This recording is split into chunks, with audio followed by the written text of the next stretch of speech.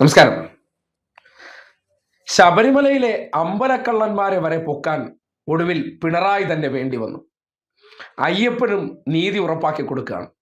എന്തുകൊണ്ടാണ് കഴിഞ്ഞ കുറച്ചു കാലമായി അയ്യപ്പൻ പോലും പിണറായിയോടൊപ്പമാണ്, അല്ലെങ്കിൽ കേരളത്തിലെ സംഘപരിവാറുകാരും കോൺഗ്രസ്സുകാരെല്ലാം ഒരേപോലെ പ്രചരിപ്പിച്ചിരുന്നത് പോലെ അയ്യപ്പ കോപത്തിൽ വെന്ത് വെണ്ണീറാകാൻ പോകുന്ന പിണറായി വിജയനെ അദ്ദേഹം തന്നെ കൈപിടിച്ച് നേരെ കൊണ്ടുവന്ന് രണ്ടാം ടേൺ കേരളത്തിന്റെ മുഖ്യമന്ത്രിയാക്കി ചരിത്രം സൃഷ്ടിച്ചതിന് പിന്നാലെയാണ് ഇന്നിപ്പോ ശബരിമല കേന്ദ്രീകരിച്ച് അതേ അയ്യപ്പനെ കൊള്ളയടിച്ചുകൊണ്ടിരുന്ന കൊള്ള സംഘത്തെയും മാഫിയ സംഘത്തെയും കൈയോടെ പിടിച്ച് ജനങ്ങളുടെ മുന്നിൽ കൊണ്ടുവന്ന് നിർത്താനും പിണറായി എന്ന മുഖ്യമന്ത്രി വേണ്ടി വന്നു. അദ്ദേഹത്തിന്റെ കീഴിലുള്ള ആഭ്യന്തര വകുപ്പ് വേണ്ടി വന്നു.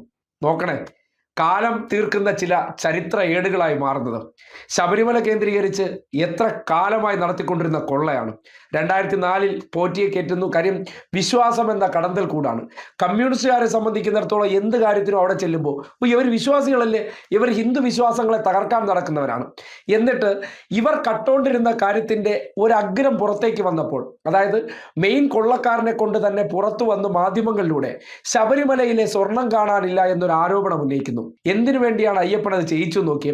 പിണറായി വിജയൻ എന്ന സർക്കാർ ശബരിമലയ്ക്ക് വേണ്ടി അയ്യപ്പ സംഗമം, അതായത് ശബരിമല വികസനവുമായി ബന്ധപ്പെട്ട് അയ്യപ്പന്മാരുടെ ഒരു സംഗമം സംഘടിപ്പിച്ച് അവരുടെ അഭിപ്രായ സ്വരൂപണം തേടി ശബരിമല 2050 എന്താകണമെന്ന മാസ്റ്റർ പ്ലാൻ നടപ്പിലാക്കുന്നതിന് മുന്നോടിയായിട്ട് ഒരു അയ്യപ്പ സംഗമം പമ്പയിൽ വെച്ചു. അതിനെ പൊളിക്കാൻ വേണ്ടിയാണ് എന്ത് ചെയ്തത്? കേരളത്തിലെ ഈ ശബരിമല കട്ട് തിന്നുകൊണ്ടിരുന്ന കള്ളന്മാരെല്ലാം കൂടി ചേർന്ന് മെയിൻ കള്ളനായിട്ടുള്ള ഉണ്ണികൃഷ്ണൻ പോറ്റിയെ മാധ്യമങ്ങളുടെ മുന്നിലേക്ക് പറഞ്ഞു വിടുകയായിരുന്നു. അവിടെ സ്വർണം കാണാനില്ല എന്ന ആരോപണം ഉന്നയിക്കുകയായിരുന്നു. അതിൽ തുടങ്ങി ഏറ്റവും ഒടുവിൽ തന്ത്രി വരെ ചട്ടിക്കാത്തായ നിലയിലേക്ക് കാര്യങ്ങൾ എത്തുമ്പോൾ പിണറായി വിജയൻ എന്ന മുഖ്യമന്ത്രി ഇച്ഛാശക്തിയോടുകൂടി ആ കസേരയിൽ ഇരുന്നിട്ട് ആരൊക്കെയാണോ സ്വർണം കട്ടത് അവരെ ആരെയും സംരക്ഷിക്കാൻ ഈ സർക്കാർ തയ്യാറാകില്ല. അത് തന്ത്രിയാണെങ്കിലും ശരി, മന്ത്രിയാണെങ്കിലും ശരി.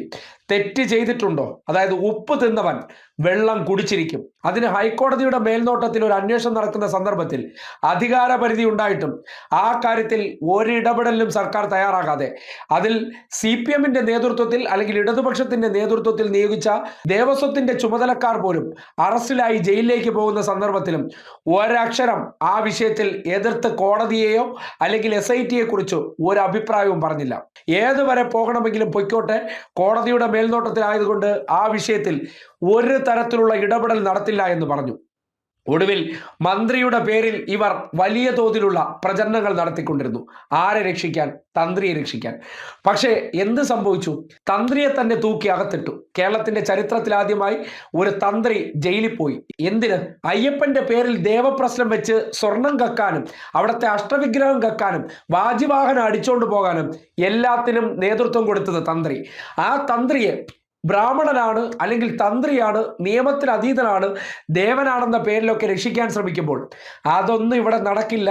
തെറ്റ് ചെയ്തെന്ന് കണ്ടെത്തിയാൽ ഏവനെ വേണോ കയറി അറസ്റ്റ് ചെയ്യാനുള്ള സ്വാതന്ത്ര്യം കോടതിയുടെ മേൽനോട്ടത്തിൽ നടത്തുമ്പോൾ അതിൽ ഇടപെടാതെ അയ്യപ്പന്റെ സ്വത്ത് കട്ട് തിന്നുകൊണ്ടിരുന്ന കള്ളന്മാരെ പുറത്തേക്ക് കൊണ്ടുവരാൻ ആഭ്യന്തര വകുപ്പ് കൈകാര്യം ചെയ്യുന്ന മുഖ്യമന്ത്രി അതിന് വേണ്ട എല്ലാത്തരം സൗകര്യങ്ങളും അവർക്ക് ചെയ്തു കൊടുത്തു. അതിന്റെ ഭാഗമായിട്ട് ആ സ്വർണ്ണ കള്ളന്മാരെല്ലാം ഇന്ന് പുറത്തേക്ക് വരികയാണ്. അയ്യപ്പനെ ഏറെ കാലമായി വിഷമിപ്പിച്ചുകൊണ്ടിരുന്ന, അയ്യപ്പന്റെ പിതാവെന്ന പേരിൽ അവിടെ കടന്നുകൂടി അവിടെ അയ്യപ്പന്റെ പേരിൽ വരുന്ന കാണിക്കകളും വിഗ്രഹങ്ങളും അവിടത്തെ മുതലുകളെല്ലാം കട്ട് തിന്നുകൊണ്ടിരുന്ന മാഫിയ സംഘങ്ങൾക്ക് നേതൃത്വം കൊടുത്തിരുന്നത് BJP-ക്കാരും കോൺഗ്രസ്സുകാരും തന്ത്രിയും അടങ്ങുന്ന സംഘമാണെന്ന് തെളിയുകയാണ്. തന്ത്രി ഒരു 916 BJP-ക്കാരനാണ്. തന്ത്രിക്ക് ചുറ്റുവട്ടം നിന്ന കോൺഗ്രസ് നേതാക്കന്മാരായിരുന്നു. ഇന്നലകളിൽ കേരളം ഭരിച്ചിരുന്ന കോൺഗ്രസ് നേതാക്കന്മാർ തന്ത്രിയെ ഉപയോഗപ്പെടുത്തിക്കൊണ്ട് അവിടെ സംഘപരിവാറിനെ വളർത്താനും സംഘപരിവാറിന് വേണ്ടതെല്ലാം ശബരിമലയിൽ നിന്ന് അടിച്ചുകൊണ്ട് പോകാനും ശബരിമല കേന്ദ്രീകരിച്ച് സംഘപരിവാറിന് വളരാൻ വേണ്ടിയുള്ള അവസരങ്ങൾ ഉണ്ടാക്കി കൊടുത്തുകൊണ്ടിരുന്നു. അതിൽ അയ്യപ്പൻ അസംതൃപ്തനായിരുന്നു. അതുകൊണ്ട് ആ കള്ളന്മാരെ കൈയോടെ പിടിക്കാൻ അദ്ദേഹം കണ്ട മികച്ചൊരു ആഭ്യന്തരമന്ത്രി അത് പിണറായി വിജയനായിരുന്നു. അദ്ദേഹത്തിന്റെ നേതൃത്വത്തിൽ അയ്യപ്പ സംഗമം നടത്താനുള്ള തോന്നൽ ഉണ്ടാക്കിയതുപോലും ഈ കള്ളന്മാരെ പുറത്തു കൊണ്ടുവരാൻ വേണ്ടിയുള്ള ഒരു നിയോഗമായിരുന്നു എന്ന് വേണം പറയാൻ. എല്ലാം നടത്തി കാര്യങ്ങളെല്ലാം ഇപ്പോൾ വളരെ ഭംഗിയായി മുന്നോട്ട് പോകുമ്പോൾ അമ്പലക്കള്ളന്മാർ, അമ്പലം വിഴുങ്ങികൾ ആരാണെന്ന് പറഞ്ഞാൽ അതിനെ നോക്കാൻ അല്ലെങ്കിൽ ആ ആചാരങ്ങളെ നിലനിർത്താൻ വേണ്ടി നിയോഗിച്ചവരാണെന്ന് തെളിയുമ്പോൾ ആ കാര്യവുമായി ബന്ധപ്പെട്ട് ഇത്രയും കാലം നടത്തിക്കൊണ്ടിരുന്ന കൊള്ളകൾ നടത്തിയവരുടെ പിന്നാലെയെല്ലാം SIT എത്തുമ്പോൾ അത് അയ്യപ്പൻ ആഗ്രഹിച്ചതുപോലെ ഒരു ആഭ്യന്തര വകുപ്പ് മന്ത്രി കൃത്യമായി ചെയ്തു കൊടുക്കുന്നുണ്ട് എന്നുള്ളത് അദ്ദേഹത്തിനു കൂടി നീതി ഉറപ്പിക്കുന്ന ഒരു മുഖ്യമന്ത്രിയാണ് കേരളം ഭരിച്ചതെന്ന് ചരിത്രത്തിന് അടയാളപ്പെടുത്തേണ്ട സാഹചര്യം ഉണ്ടായിരിക്കുന്നു എന്ന് പറയേണ്ടി വരികയാണ്. ഇത്തരം കാര്യങ്ങളെല്ലാം സത്യസന്ധമായി ചെയ്യുന്നത് കൊണ്ട് തന്നെയാണ് അയ്യപ്പന് പിണറായി ഏറ്റവും വേണ്ടപ്പെട്ട വ്യക്തിയായി മാറിയിരിക്കുന്നത്. അതുകൊണ്ട് തന്നെയാണ് ഈ നാട്ടിൽ LDF 3.0 ലോഡഡ് എന്ന് ആവർത്തിച്ച് തോന്നലും അല്ലെങ്കിൽ ആവർത്തിച്ച് പറയേണ്ടി വരുന്നതും അതുകൊണ്ടതാണ്.